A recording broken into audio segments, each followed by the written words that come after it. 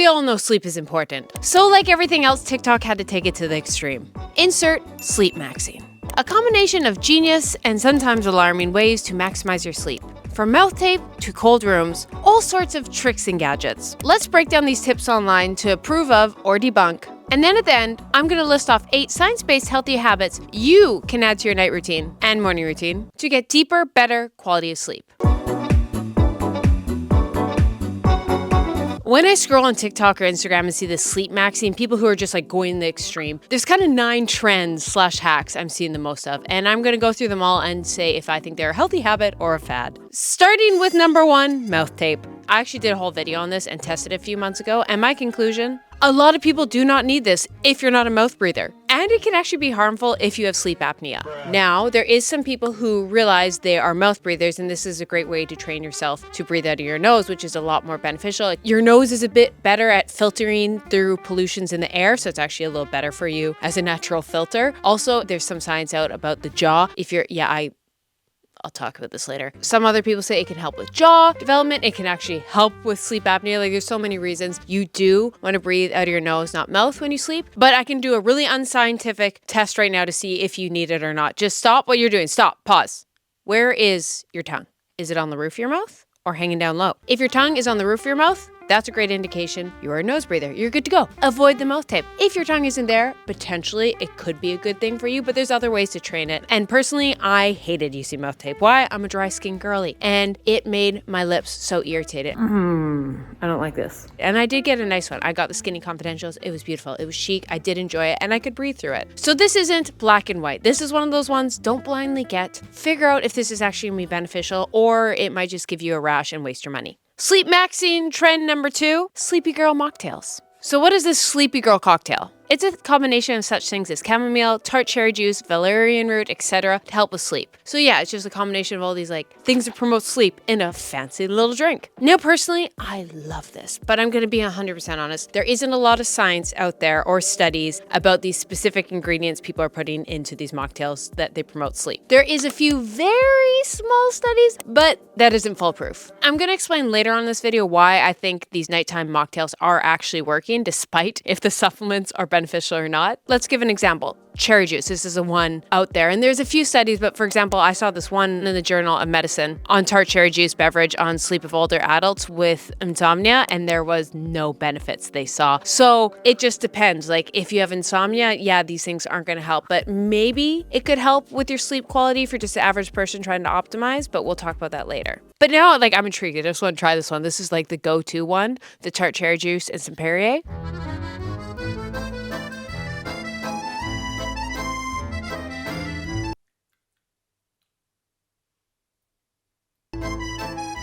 Now, 2B, I'm just going to do a little extra specific shout out to Magnesium because it is the it supplement. And here's a study I saw. It was done on mice, but there's not a ton done, but here was the results. The association between magnesium deficiency score and sleep quality in adults, a population-based cross-sectional study. And it did show that magnesium deficiency affected sleep. And the reality is there's a lot of people with very low magnesium. And that is the point often of supplements. Ideally, you would get enough magnesium for your diet, but the reality is a lot of us have busy lives. And that's one reason I use supplements. Yeah, you can get it from Whole Foods, but I'm busy. I don't have the time. And so it's better than nothing. There's a lot of discourse online with supplements. Some people think they're a waste of money. Some people think they're the miracle cure and you got to do them. And I think it really comes down ideally to you figuring out your own blood work where you just have gaps. Like if, for example, you're someone who hates meat and doesn't eat meat, yeah, have a protein powder. But if you're someone who eats a lot of meat, you don't need a protein powder. For one thing, I make sure to get omega-3s, vitamin D. And I actually think magnesium is now going to be a new trendy supplement specifically because it is so important. And not everyone's going to be magnesium deficient, but it does seem to be one of those things that as a whole,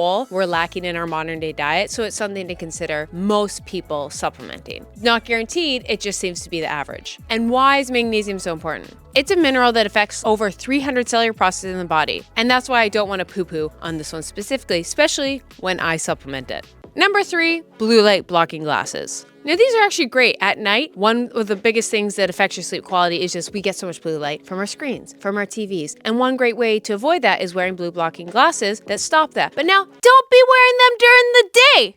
You're crazy. If I see that, I'm just like, you have bro science too close to the sun. No, just take them out. Blue light isn't bad. We need blue light, especially in the day. One of the reasons it keeps you up at night is because it wakes you up in the morning. So if you throw on your blue blocking glasses early in the morning, you're just, what are you doing? What are you doing?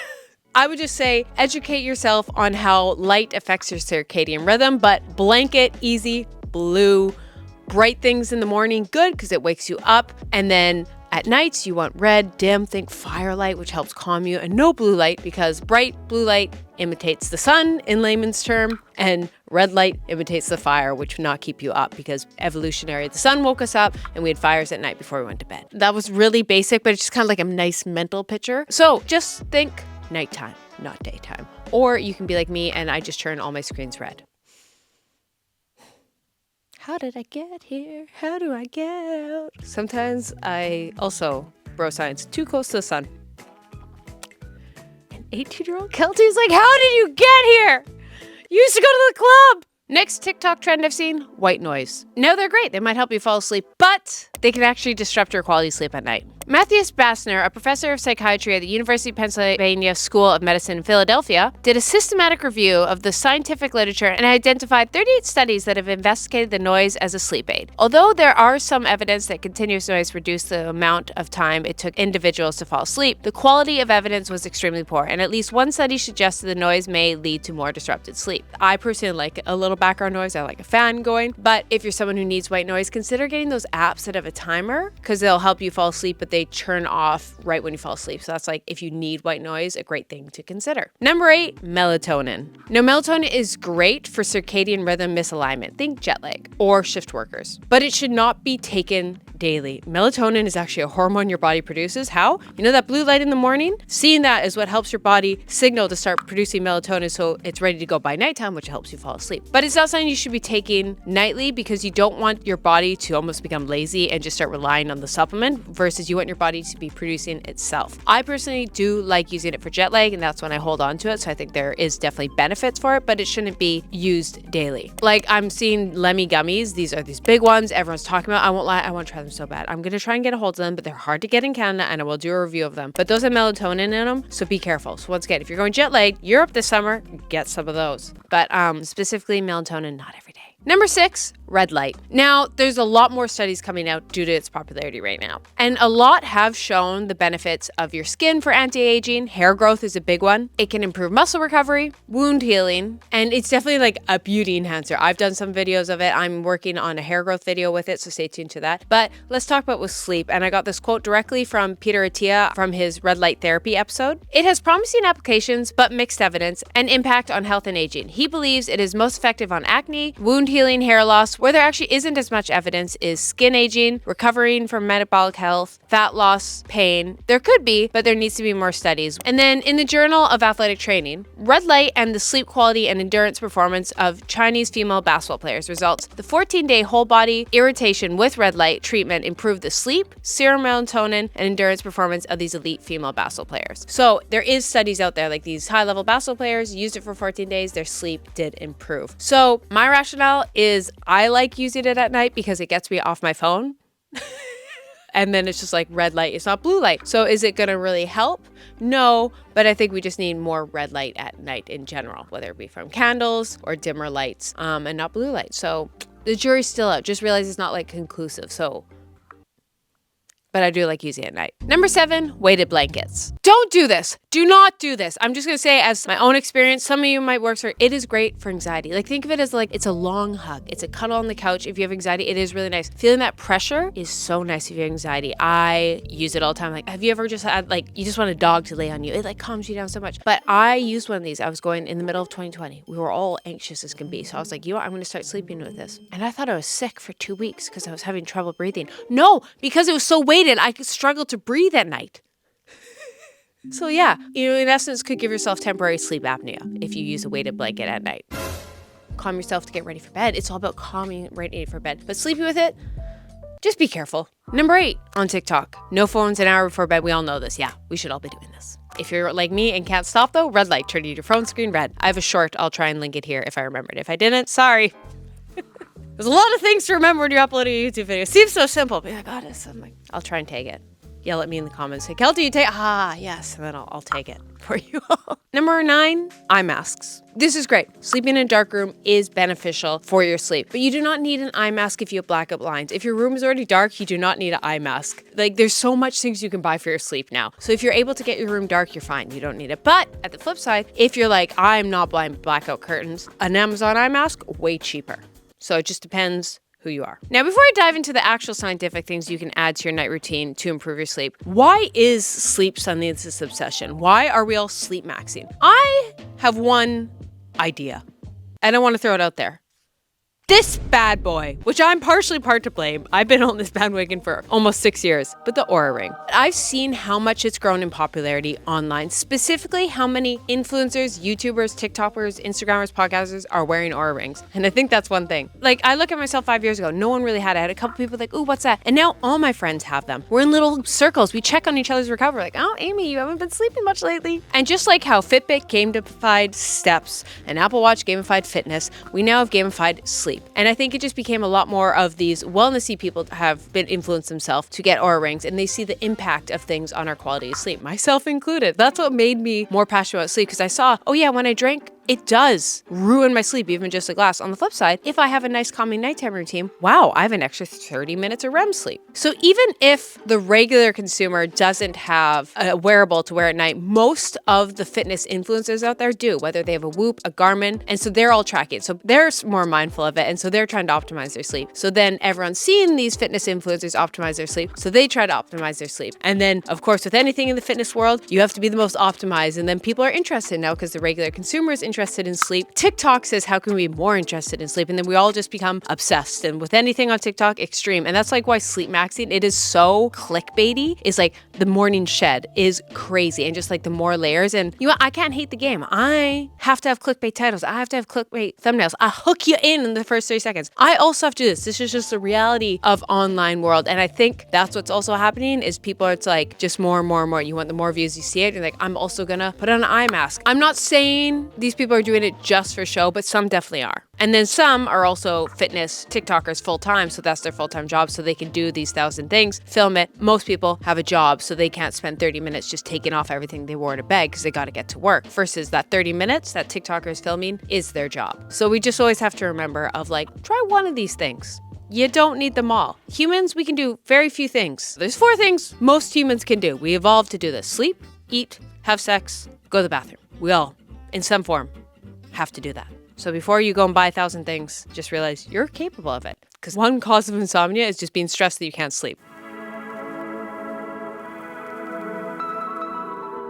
Now, what does the science say? First, we have to talk about sleep hygiene. Sleep hygiene encompasses both environment and habits, and it can pave the way for higher quality sleep and better overall health. AKA, it's not cleaning yourself. It's more of just the routines, habits, and environment around you that promote quality and quantity of sleep. Number 1, deep breathing and meditation. Specifically because these have been shown to lower stress and promote relaxation, which will both improve sleep quality, says Anita Scalegear, president of the American Academy of Sleep and Medicine at the University of Michigan Medical School, from an article by Alicia Jaffer. 2, sleeping in a cold room. I got this specifically from the book Why We Sleep by Matthew Walker. And he says the optimal bedroom for sleep is 16 to 18 degrees Celsius, put here Fahrenheit. And this will just help improve the quality of sleep and also help you fall asleep faster. Number 3, decreasing light. I said it all before. It's really about not having bright lights because your body is suddenly like, oh, it's the daytime. What's going on here? Okay, melatonin, start ramping it up. But it's confusing for your body. Unfortunately, our bodies are still stuck a million years ago. Like that trend of my body can't tell the difference between running from a lion and me like taking too long to order coffee at a coffee shop.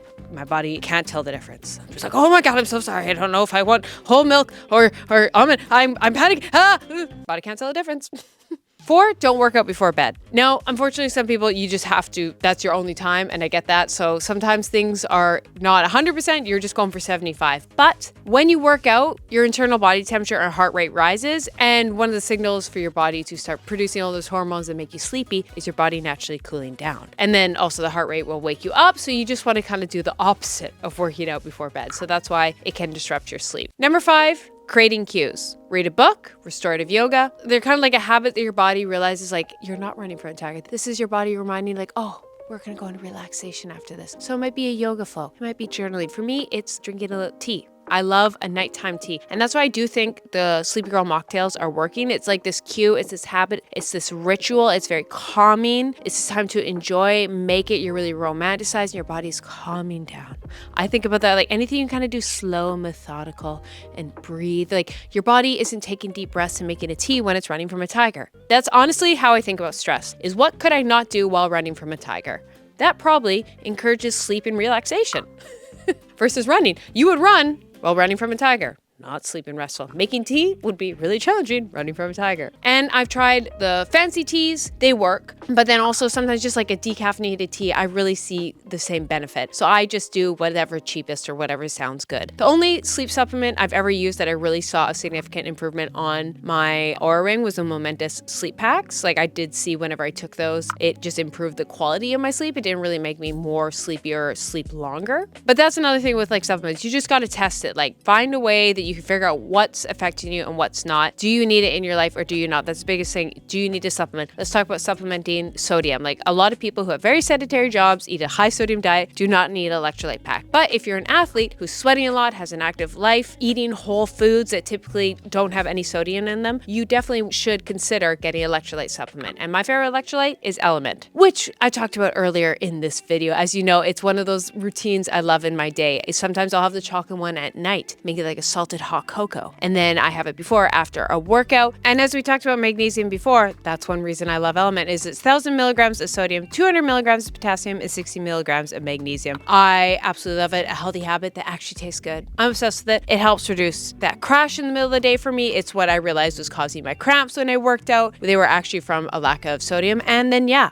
I do take an extra one when I go drinking, which will be the next healthy habit. And it does reduce hangovers. So one little thing, a healthy habit you can add that tastes delicious. And of course, I'm not just going to tell you guys about it and not give you a code. If you go to drinkelement.com/Keltie, you'll get one of their sample packs with your purchase. It's a great way to try all 8 flavors or share with a salty friend. Once again, that's drinkelement.com/Keltie. Thank you, Element, for sponsoring this video. And speaking of the nightcap, I hate to say this, number 6 is eliminate the nightcap. It may help you pass out, but the thing is about drinking to go to bed is it will reduce your REM and quality of sleep. It's not necessarily just you want to sleep the 7 to 9 hours, it's also getting the most quality of REM and deep sleep in that time. And one thing that just plummets it is alcohol. So am I saying no, don't ever drink? No, I definitely do drink, but I'm just mindful that I'm like, yeah, I'm not doing this for like my health and wellness. I'm doing this for pure enjoyment. And you know, you only live once.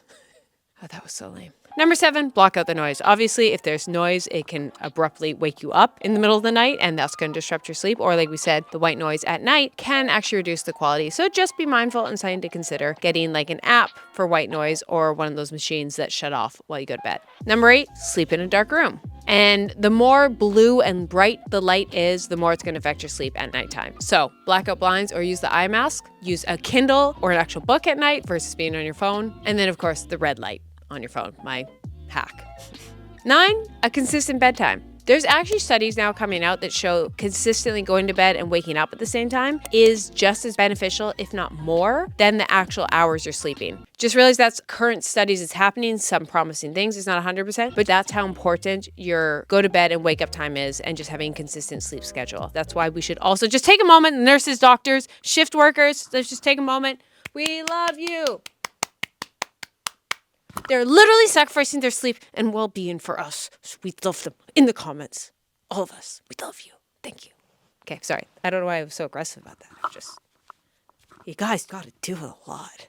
Well, speaking of it, I have like an infected fingernail right now. That's cute.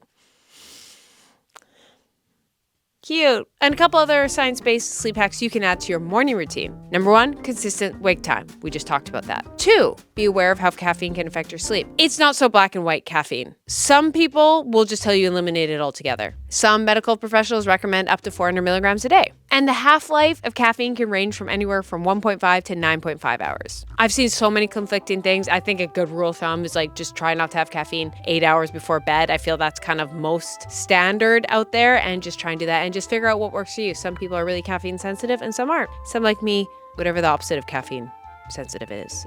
Number 3, exercise in the morning versus at night to improve sleep quality. Number 4, don't hit snooze. Shelby Harris, director of sleep health at Sleep Policist, says hitting snooze interrupts your final stage of sleep and leaves you feeling groggier. So yeah, we all do it, but just realize it's not good. You're not going to wake up more awake. Easier said than done. I know, but it's one of those healthy things. I'm like, oh yeah, hitting snooze is not going to necessarily make me, just realize hitting the snooze, that extra 15 minutes isn't going to make you feel more rested. I think just knowing that, you're like, might as well get up. 5, a sleep-supporting diet. For Marie Perrier Saint, PhD, a sleep nutrition expert at Columbia University, taking supplements without making helpful dietary choices won't solve your problems. What's better is eating a sleep-supporting diet all day long, including fiber-rich foods, healthy fats, with some animal products like lean proteins and dairy. So this is a reminder back to just conflicting things you're going to hear online. This will be forever the battle, and you just have to choose it as a consumer getting medical advice. Some people say all your things should be from whole foods. Others will say supplements, and it comes down to personal choice. But just realize some people will say,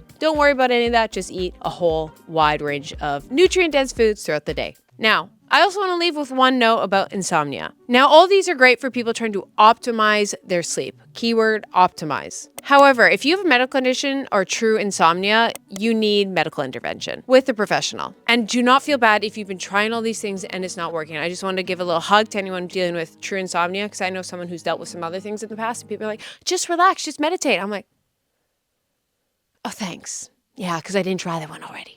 I've tried it all, and it makes me more anxious. It's making it worse because I'm like, why isn't this working? So I just want to reach out that if you have insomnia and you've been trying these and it's not working, do not feel bad. There is things you can do. I'm going to add 2 resources down in the comments I saw. One is Sleep School. It's a group of global sleep experts that can help teach you how to sleep. It's kind of a medical resource I found online. And then some additional resources from MIT Health down in there. So if you're someone who's battling with it, maybe there's something you can do.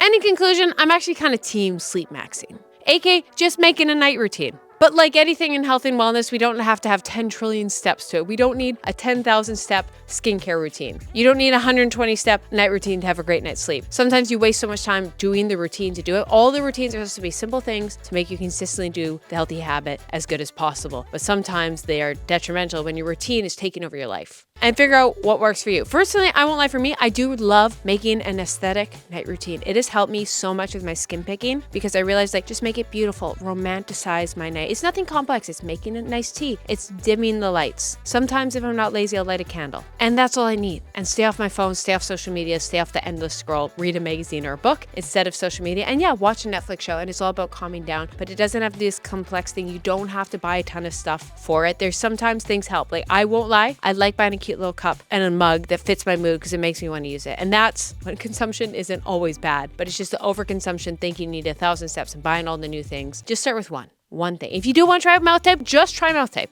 That's fine. It's a low barrier to buy, but to buy all these things in one and not even know what's beneficial to you, because that's the biggest thing. You buy them all and you're like, what's actually working? Try one. Try it. You're allowed to buy something. You don't have to feel inherently guilty. Start with one that resonates with you, that actually helps you. And if it doesn't help after 30 days, so be it. Move on.